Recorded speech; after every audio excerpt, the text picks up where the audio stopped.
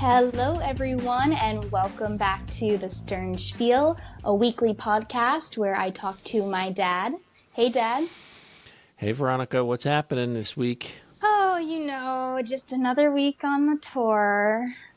It's starting to feel like tour again. Mm-hmm. What do you mean by that? Just the dragging on of, being in a different city every week and just, the sameness. It's just starting to get to me a little bit. Another week, another stage, another hotel room, another strange place. Actually, I'm in another Airbnb this week, but I'm having some issues with it this week. Do tell. So basically, there was a whole fiasco last week because on Saturday, in between shows, and we were supposed to travel to this next city on Monday, right? And I had this Airbnb planned for a few weeks now. Mm-hmm. In between shows on Saturday, I get a message from Airbnb that says, your reservation was canceled. And I was like, what? So basically, the Airbnb host of the Airbnb that I was supposed to be in this week canceled the reservation. Just out of the blue. And can you think of why that might be? So I'll tell you why. Okay. So I was like, hello, this is very last minute. I'm literally supposed to be there for work in less than 48 hours. What happened? And they said that there was a legal issue and they were asked to take all of their stuff out of their Airbnb within 24 hours. So basically, I think they were probably illegally Airbnb-ing their place. And what's weird is this is the second place in this city that I'm in that has done this. So that's an eviction, okay? If someone was told to vacate their space and get their things out and they're saying they're the owner and that was happening, then something isn't right with that story. Yeah. So luckily Airbnb swooped in and they were helping and they got us into a different Airbnb that was unfortunately a little bit farther away walking distance, but I was just like, fine, it's fine. The place looks really nice and I don't mind walking 20 minutes instead of 5. Right, to know you have a reserved spot. That's nice and good. Yep. So we get to the new Airbnb on Monday and, it seems like it's fine. Yes, it is a little bit farther away than we would have liked, but it's fine. Okay. But then things start to unravel. There's no Wi-Fi in the unit. They use the Wi-Fi from another unit that they Airbnb, and they just expect you to use their the shared Wi-Fi. So there's no router in the unit for stronger Wi-Fi. Then, this is kind of silly, but it's annoying. So, as singers and performers, you have to sing in your room. You have to warm up. And then this morning, literally 30 minutes ago while I was working out, I got a message from the Airbnb host that said, hi, sorry to bother you, but can you please keep the noise down or keep the TV noise down because we don't want noise complaints and we don't want to have to get local law enforcement involved. All right, time out. Okay, time out. Hold on. So this is new information. So, couple things come to mind here. Who are these owners? Where are they getting these reports from? Do you think that they own multiple units and that's why they're getting complaints from their other tenants? What's going on here? So I don't know exactly. I also wasn't in the unit and I'm not trying to put my roommate on blast, but don't tell me you think your roommate might have called the owner of the Airbnb to complain about you. No. Okay. I have not been singing. That's the thing. This is the thing. I literally did a warm-up last night, and then I was singing a little bit this morning, but nothing crazy. I texted her and said, yeah, we have to stop singing. And then she's like, oh, yeah, I was actually just singing, and somebody started banging on the wall. So I think your roommate said that. Yeah, so I think that's what must have catalyzed them sending me that message. Right. So I just literally said to the guy, I was like, sorry, thanks. And then I said, also, by the way, I think my roommate was just practicing for an audition, and Mm-hmm. that's what the noise was, and she's done now. So he was like, I understand, thanks. That's kind of crazy, Veronica. What? The whole story. I Why? mean, the banging on the wall, the roommate singing, the drama. It's like, come on, they knew they rented it out. And by the way, this singing is going on in the middle of the middle of the morning, 10 o'clock, 11 o'clock, 12 I o'clock, think right? she, yeah. Okay. So this is not like 10, 11, 12 o'clock at night. So it's like No. they leave a little bit of room for error here. It's just been an incredibly sort of frustrating experience Yeah. this week, and I'm just like over it. Yeah. And I'm just like, okay, I have a few more weeks of like 1 week sit downs, and then we're in one city for a really long time. So, Did you ever get noise complaints in a hotel? mm, not really. Although last week the company manager did say something about people singing in the hotel. He was like, listen, we're not going to tell you not to because that's your job to like warm up and come prepared. But like, Yeah. just be aware that like we're not the only people in the hotel. That's fair. Okay, so you got the banging on the wall. That's a very uncomfortable thing because if you ever see this person in the lobby or you see him in the hallway, you'll know that they were the ones banging on the wall. I mean, Well, I don't know that because isn't I that. wasn't even here. Okay, so your roommate reported to you that this happened. Yeah. Okay, so that to me that's a very, very low form of communication. Banging on Let's the wall. yeah, hello. Is this Ralph Cramden 1950 here? I mean, give me a break. It's like she could walk to the front door, or he could walk to the front door and say, "Hi, I'm your neighbor. I'm trying to work, talk on the phone, get the baby to sleep. Could you hold it down?" You can have a conversation. Banging on the door, or banging on the wall, or the ceiling, or whatever it was. That's a very primitive form of communication, in my opinion. So I'm sorry that you're experiencing that, but you do need to warm up. So how do you handle something like this? I What don't do you do? know. So I don't really know what I'm going to do now because I do have to warm up. So I think maybe I'm just going to get to the theater a little bit earlier. And Right. honestly, like I found like a storage closet that I could warm up in there. And I'm just going to do that today because I don't want to have to deal with this. I don't want to Yeah. have to deal with like being on, because now we've gotten a warning in my head, you know? Right. Right. So I'm not interested in like, and also why did he have to say we don't want to get local law enforcement involved? Oh, that's totally over the top. Totally inappropriate. I mean, that's like saying, keep it up and we're calling the cops on you. That's what that's saying. And I don't like it. So listen, it's going to be a little hit or miss on these accommodations. It's hit or miss on hotels. It's hit or miss on Airbnb. You walk in, you don't know what the situation's going to be. It looks, I mean, I'm looking at the room behind you. It looks modern. It looks clean. You got a refrigerator. You have a washer and dryer. Yeah. So make a good week out of it. What else is going on with you in the next couple weeks? What's going on? You know what I with wanted me? to ask you about? Do I need to get you a absentee ballot for the May 25th Democratic primary? There's a Democratic primary in May? Yes. Then yeah. Okay. I will find out how to do that. I think if I go to the County Board of Elections website, I should be able to get you. Or if I can't do it for you, then I will send you the link, and you might have to request it online. But either way, might as well vote Yeah. while you're out there in the world. So I received a phone call from you earlier, or a text message from you earlier this week. Dad, I think my debit card got hacked. So what happened with that?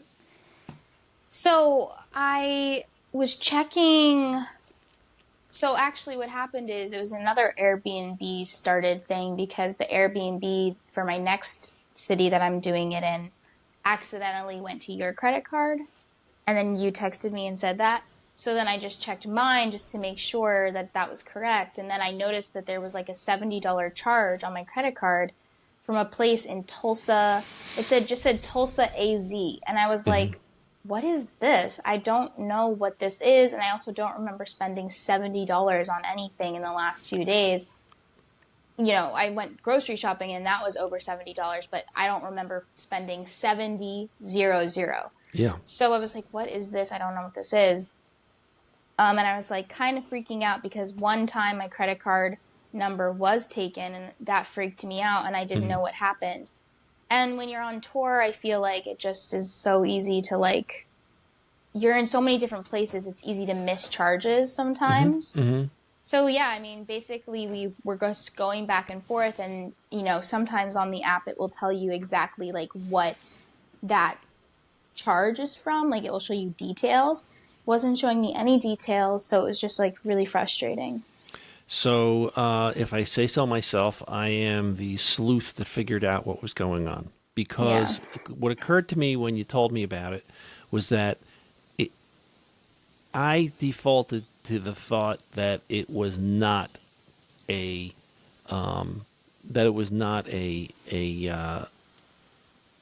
illegal charge, that it was a legit charge. Because so to the extent I've had any experience with credit card fraud, I haven't had a debit card fraud, but I have had check fraud. It's not usually tremendous large amounts of money. They're small charges. It can be as low as $2 or $14 or $18. And what tipped me off was that it was an even amount, $70.00. That doesn't sound like someone stealing your numbers and buying things. That sounds like an even amount that would be too random. In other words, if I stole someone's debit card, I wouldn't find something that cost exactly $70. The probability didn't seem high to me. So what I guided you to do was call the bank and say, what's going on? Who is the vendor that corresponds to this charge? Because all it says is Tulsa, Tulsa or Tempe, Arizona, or whatever it said. Right. And what is this? And they couldn't help you out because it hadn't fully cleared and blah, blah, blah. And then it went through my mind that this was either a security deposit because it's an even number. So I thought, well, maybe, did you rent something? Did you rent a car? Did you rent a shopping cart? What could this possibly be? And then it went through my head. She goes through airports. She's probably checking bags. That might be a bag check. And that's what it turned out to be.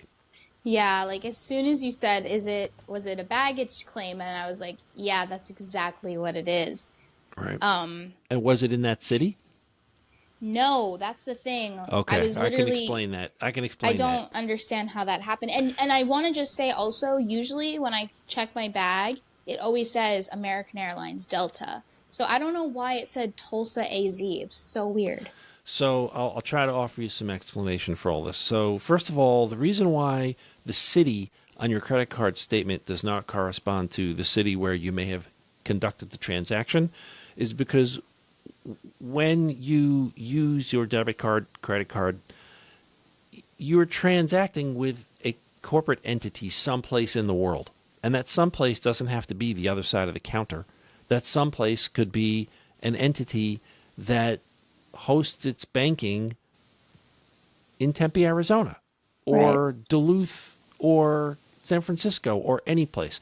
And that makes it a little bit hard to trace. Now, I do believe that they're supposed to put down a phone number that would help you trace it on the credit card statement, but you didn't have access to that statement. You only had the online banking portal, which was not at the moment that you looked actually registering all the full information, which is annoying, but that's how that works because they have a statutory period of time in which to report all of the details of the transaction.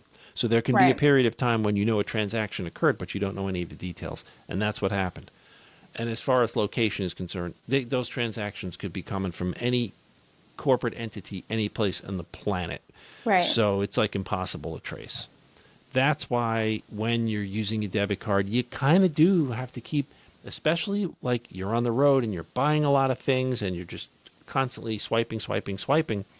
You have to kind of keep some mental notes about if something is unusual. You have to kind of keep mental notes of it. Like, oh, I spent $125 at Kroger's in Houston. You know what I'm saying? So when you Right. get the $125 charge and it's $100 more than everything else on your statement, like, well, Right. what was that? Oh, okay, I remember now. Yeah, I have a little bit of I only keep one card usually. I've been pretty good about that for the last couple of weeks, but every once in a while I just like forget that I did something. I'm like, what was this? Like, what is this? Right. And then I like forget the coffee shop or, whatever. So, but we figured it out, so that's good. Yeah, and that's you figured it out because you were. I mentally kind of retraced your steps, and you retraced your steps, and we figured it out. That's what you kind of have to be able to do and keep it right. Yeah. But I'm delighted. Listen, everything worked. You were keeping an eye on your finances, and you caught it the instant that it happened. Yeah. And you're looking at that your online portal, which I think is a smart thing to do every few days, just to make sure that there's no surprises. And you call the bank, and so you sort of know what that experience is like. It's slow, and Yeah. right. And I also So think the other reason why it didn't register to me that $70, because you would think every week I pay $70, but every week I also get a reimbursement back for $70, so I don't think about it anymore. And that's why I was like, what did I spend $70 on? But yeah, so we got it. We figured it out. yeah, and it won't be the last time something like that pops up. And by the way, debit card fraud is very common, so you do have to look out for it. Credit card fraud happens all the time. Yeah. Your credit card numbers are out there. I mean, I'm not saying this to scare you, just like a reality of the world, because something came up with your sister this week, and she was frightened by it. She got a phone call 10 o'clock at night, or no, it was a text message. She got at 10 o'clock at night and it used her name. Yeah. And it was coming from an area code she didn't recognize. There was no identifying information. And I've received similar messages, text messages. And it really frightened her because it contained her name. And she wrote back and said, "Who's this?" And nobody responded.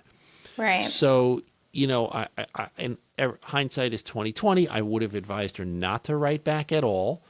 But she did.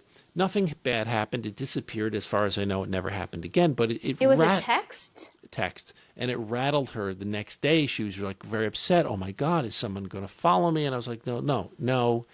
Listen, the world of text messages and personally identifiable information, it's all over the place. And I'm bringing up this story in the context of your debit card snafu to just say you want to have a healthy skepticism, but you don't want to scare yourself. You know what I'm saying? Like, oh my God. It's like you just have to accept that you're going to get phony phone calls. You're going to get Right. phony text messages. Occasionally, they might contain personally identifiable information, and all that's doing is helping the person who's placing the call, which is probably an attempt at a scam, to get one ring closer to you, because they suck you in, and that's the definition of a phishing attack. It's where you provide some type of information that seems remotely familiar to get the person to respond, and that's what you have to have your hackles up against. You follow what I'm saying? Yeah. Hey, Veronica, come and visit us at the so and so, and you think, well, this is really for me, but this person just pulled your name off of a list. So Yeah. quick story, and I told your sister about this just to make her feel a little bit better. The very next morning, I got an email with a credit card invoice for $616, right, an odd amount, from Geek Squad. You ever heard of Geek Squad? Yeah. That's like the tech support company inside of Yeah. Best Buy. And I never bought anything at Best Buy, so I knew immediately something wasn't right. But it was a very convincing email, and it was fully fleshed out, and it had the logo, and it was organized like a real invoice. And at first I thought, okay, these guys are trying to hit my PayPal. I've had people send me PayPal invoices, but this was an invoice marked paid with a credit card. I said, something doesn't look right here, because normally when you get a credit card receipt, it has the last four digits of the credit card number. This one did not. Then I looked in the sender section of the email, and it was from Clarence, and it had a Gmail address. I was like, there's no way any legitimate organization would send out a receipt from a Gmail account. So it is a phishing attack. So the point of the story is it's all over the place. You're smart. Absolutely nothing happened in your case except you forgot that you spent $70 on a bag check. But you're smart to have your antenna up and life on the road, life in America, life in the 21st century. Yeah. So listen, try to cheer up a little bit, get out of there, get out of that room, go back to the theater, and if they don't let you in because it's too early, go find a nice place to eat or get a mocha kappa, whatever it is that you like, and treat yourself. You know what I'm saying? You don't have to be on a downer just because the Airbnb's a downer. You're only going to be there a couple more days, and frankly, Fridays and Saturdays are big. Sundays are big work days for you, so that's going to be taking up most of your time. Yeah, that's a really good point. And then you turn the page and you're in a different city. Totally. And we have a big show coming up, just to kind of tease things up here a little bit. There's a show that I saw in New York called Barba. It's about Brazilian body percussion, and we have the writer and lyricist of that show coming on as a guest on the next episode of the Stern Spiel. Yeah, we're going to do a little interview that will be a little different for us, so I'm excited about that. Yep. And that's really it for now. Otherwise, all right, you're trying to bring up your energy by the bootstraps, so I'm going to close out the show today instead. Everybody, I want to thank you for listening to the Stern Spiel, and please, if you're listening for the first time, click that subscribe button. It makes a big difference because that way you get a notification when Veronica and I publish a new episode. If you're listening on one of the podcast platforms, Spotify, Apple, iHeartRadio, whatever you're listening on, click follow, and that way it'll end up in your podcast inbox, I guess. I don't know what you call it, but you'll get a notification there as well. And we're delighted that you could come in here and spend a few minutes with us on Instagram at New Charlie Stern, and for Veronica, it's at Veronica Stern. All right then, until the next episode, thanks everybody. Bye. Bye.